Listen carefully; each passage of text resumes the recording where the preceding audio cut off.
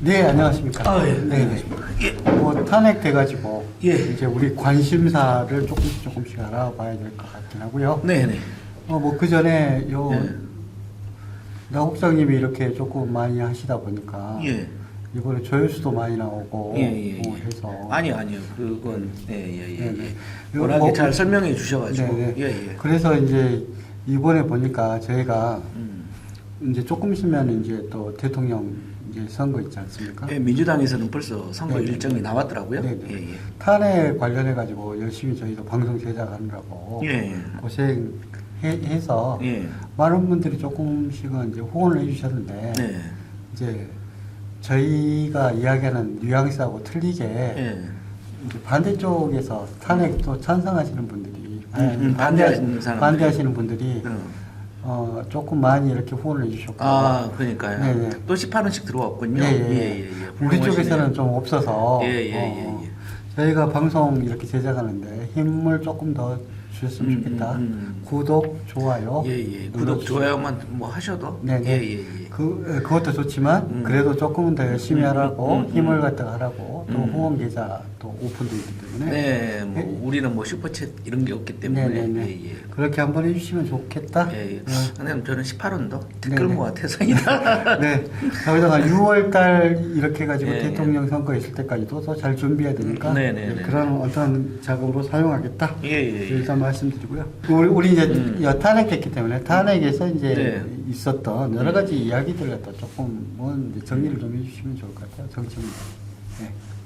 뭐 이제 예상대로 이제 그 탄핵은 선고가 됐고 8대 0. 네네. 그 판결 요지문 같은 걸 다 읽어봐도 일단은 절차적인 문제에 대해서 그 윤석열 대통령, 그 윤석열 씨, 이제 씨, 즉 변호인단이 제기를 했던 모든 문제에 대해서 다 절차상 하자가 없다라고 판결을 했고요. 첫 번째, 네네. 두 번째 이제 본안심사에 들어가서 이게 지금 뭐 5가지. 계엄 네네. 쟁점에 대해서도 네. 군대 저기 야당의 일방적인 폭거다, 네. 탄핵의 남발이다, 그런 거에 대해서 우리는 그 위기를 느껴서 네네. 계엄을 했다 하는 건 말도 안 되는 네. 소리다. 순서도 안 맞고 안 맞는다. 예.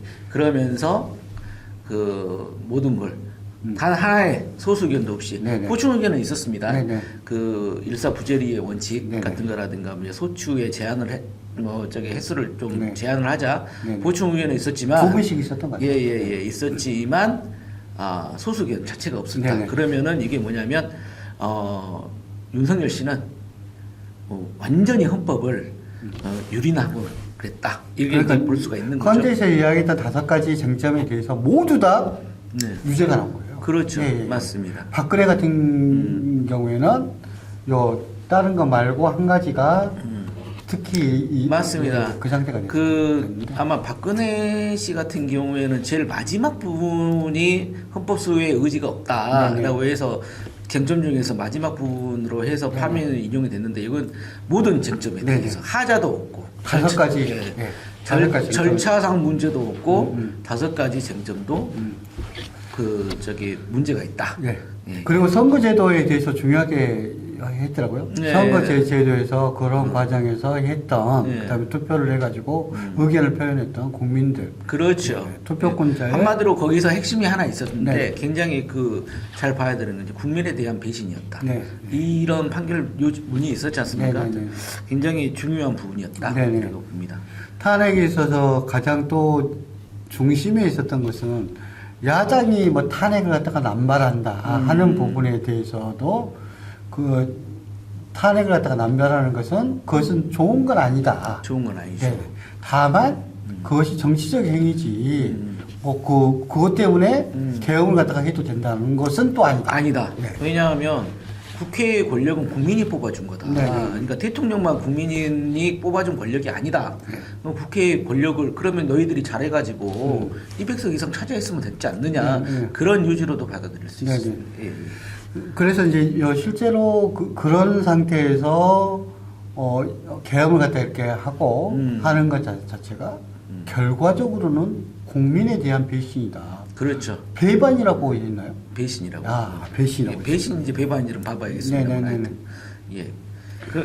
근데 네. 여기서 이제 궁금한 점이 있어요. 네. 이렇게 지금 원사이드하게 네. 8대 0으로 모든 것을 다 이렇게 했으면 이미 이 판결문은 네. 초창기에 네. 아마 끝났을 것 같다는 추정이 들어요. 이렇게 길게까지 끌 이유가 있었느냐. 물론 이제 4월 18일 날 네. 문영배 직무대행하고 누굽니까? 이미선 네. 이제 그 재판관이 네네. 그 이제 임기를 마치죠. 예. 나중에 해고록에서 아마 이게 나올 수도 있는 부분이 이제 해고록이 안 나올 겁니다. 그래요. 예. 예. 예.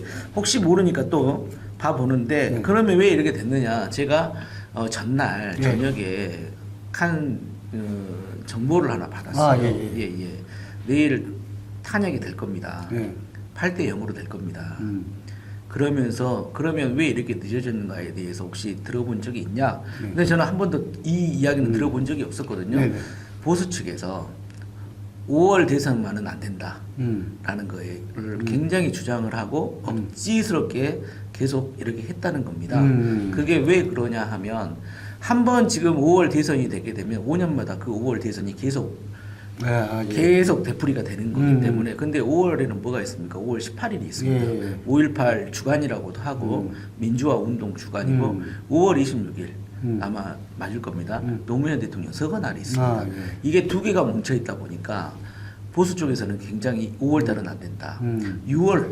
6월에 선거를 하더라도 6월 달에 해야 된다. 5월 28일 날도 뭐 있지 않습니까? 하여튼 뭐 있습니다. 네. 하여튼 5월 달은 다 민주화 운동 주간이라고 그런 거기 때문에 이쪽에서 상당히 거부감을 느끼고 5월 뭐 3월에 선거하는 것은 말도 안 된다고 해서 어거지를 부렸다 하는 썰이죠. 이것도 정보 중에 하나죠. 어찌됐든 대선은 6월 달에 보훈의 달에 보훈의 달에 치러지게 됐다. 6월 3일 날. 예, 6월 3일 날.